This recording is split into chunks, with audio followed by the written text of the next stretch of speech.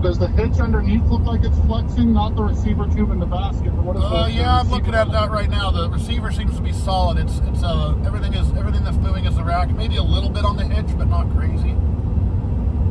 Oh yeah, the hitch is moving too.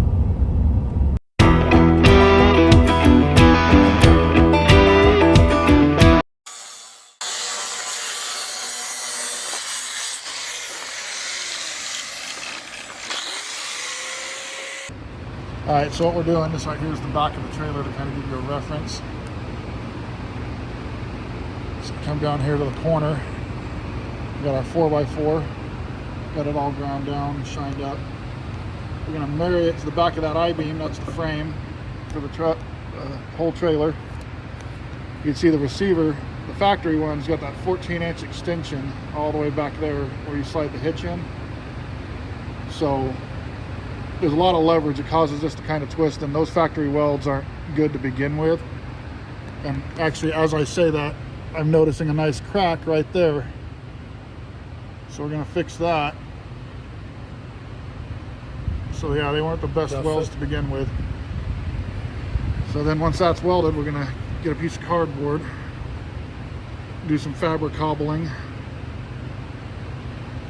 plate that, and we should be good. Well, the idea, Charge and see what happens. maybe it's EXP valve, maybe orifice tube.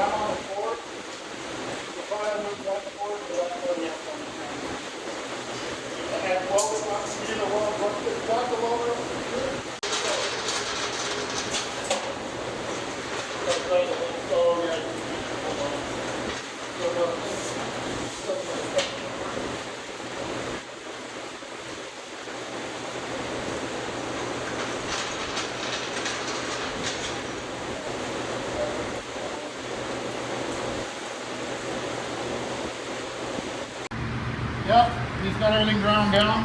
We're going to weld it. It's not attached to the I-beam yet. We're going to weld it there first. We're within 1/8 of an inch to the right and the left to get it with that much leverage on it. We can move it up and down with the jack. We pulled the sag out of it with the jack, so you'll try to get all the sag pulled out of it before we weld it solid. That way we don't have a hitch sitting like that. So it's already been pulled on, like that crack you found. We're going to have to fix that, so that's the reason why that's there. Yeah, we'll weld it.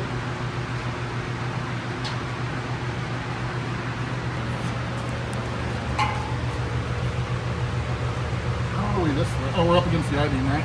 Yep.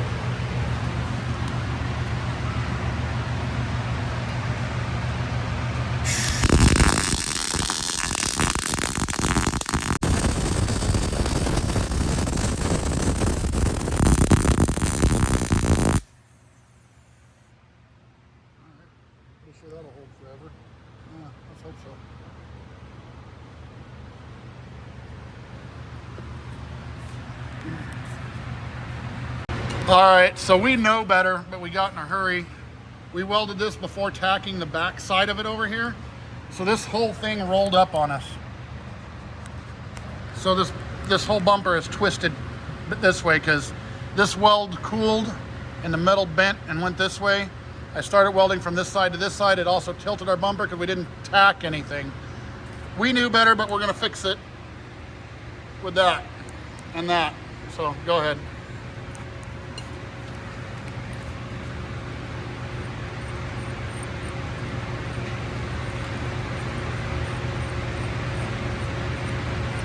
This side's the low-hanging side, so I got it.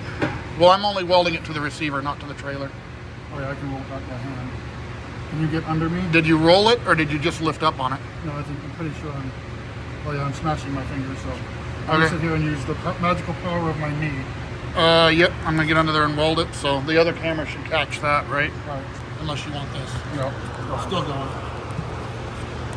We'll show the aftermath. All right, it's going.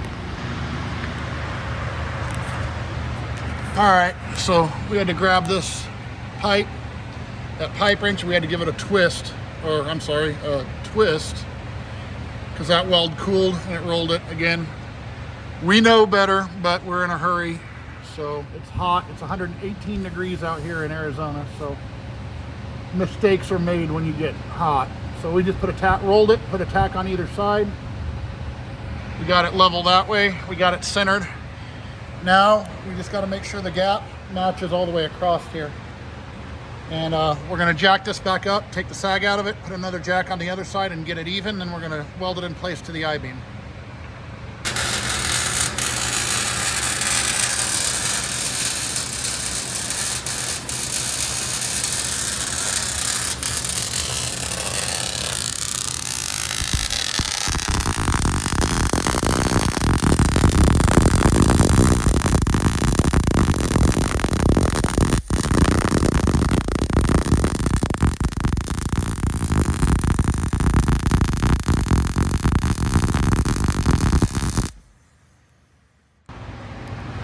All right, so what we're doing is this gap right here, we want to tie in all this unused meat to this guy over here. What you see here, this is just us sealing up those cracks from before. We're going to grind all this smooth and pretty.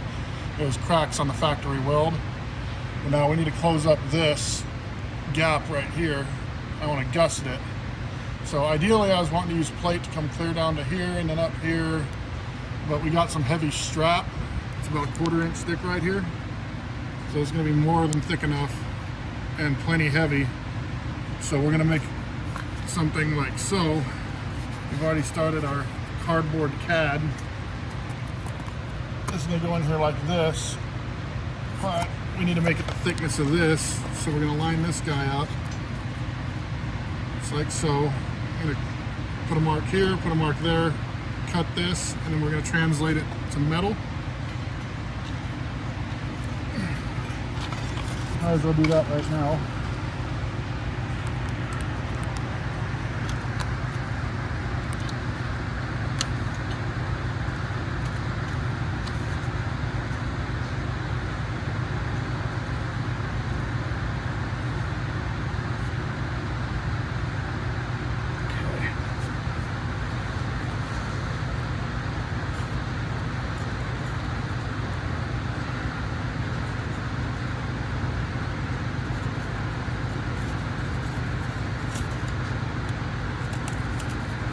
Take safety home with you. No.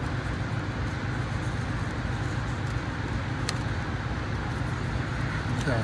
Don't tell me what to do. All right. So now you can translate it to that. Our new gusset plate's gonna look something like that. We got this nice little overhang here. Burn a nice beautiful weld. I'll burn all that in right there. Let's get to it.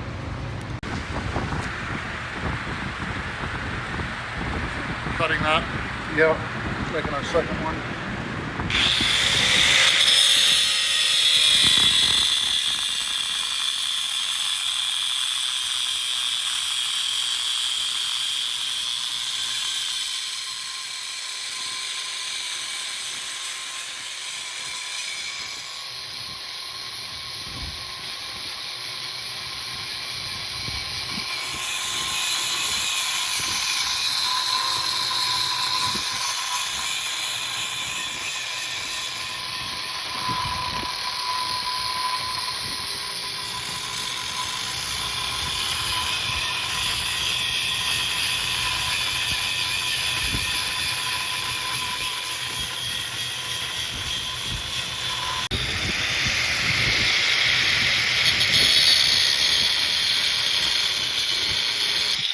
cut the circle out while it's being supported with a torch.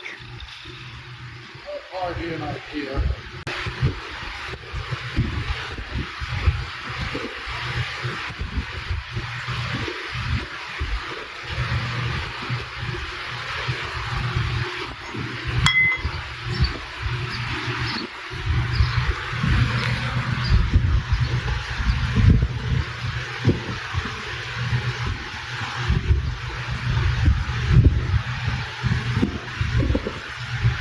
I'll hold that and go get the torch.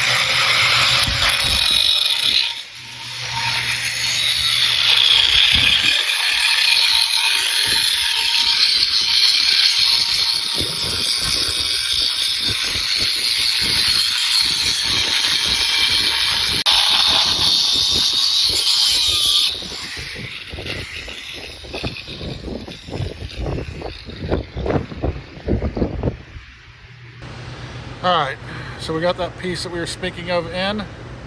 We're just kind of dry fitting it, and we're going to weld that in place. You'll see that here in just a second. We got the same thing cut for the other side. There'll be 2 gussets, pulled in the whole bumper, tying it into the factory mount. Again, that was just a crack. We welded it up, grooved it, welded it over 3 times. We're going to grind all that off, make it look pretty, paint it all to match.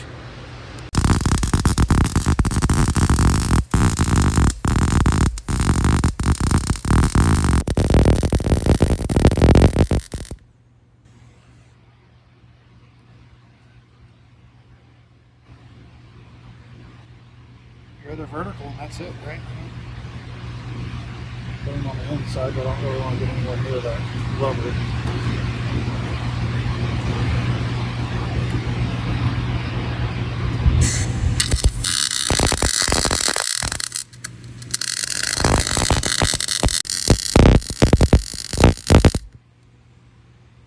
Okay.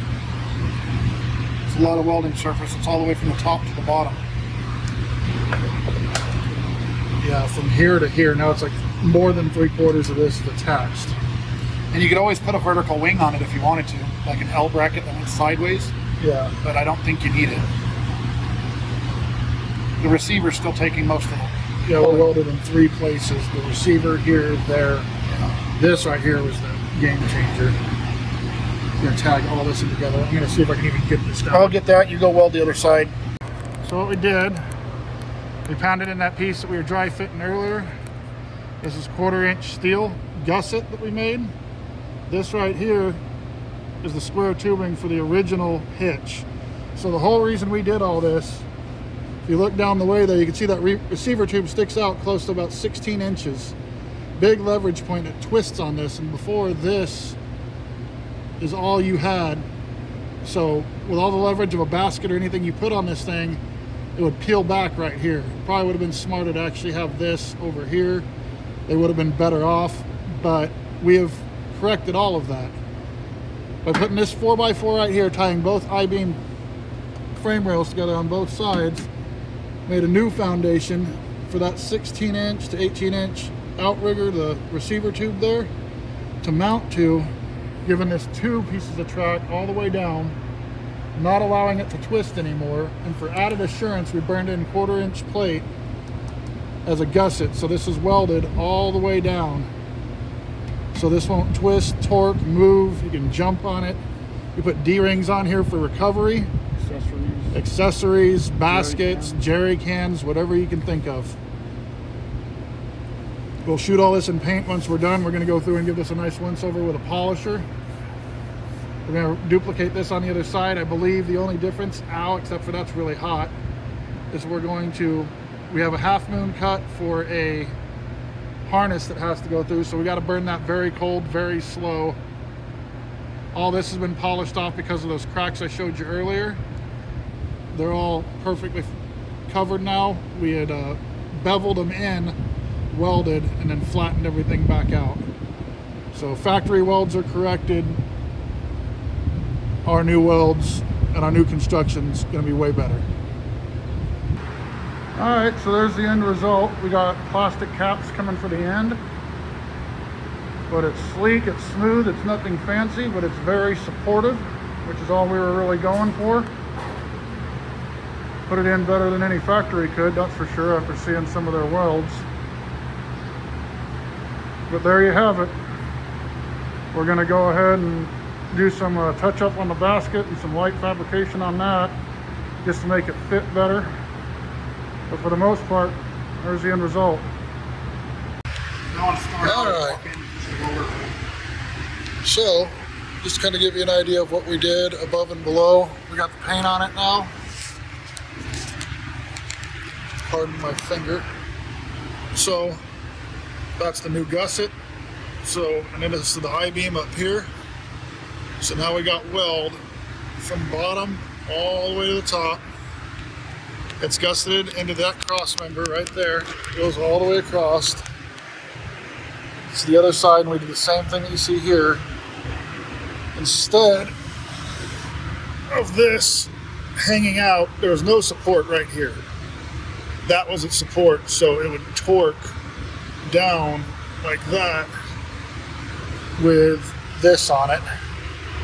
We also shortened up that receiver quite a bit. We're going to drill that hole right there, so it sucks it up nice and close, so not so much leverage. But now our leverage point, this here, is the new bumper. We are welded all the way across, all the way over the top, all the way across the other side, and across the back. This has become a big H-beam with this guy and this guy. We carry a 13,000 watt generator, Predator. It's pretty heavy, and it was doing it okay before with a little bit of wobbling, but we shorted up and problem should be solved.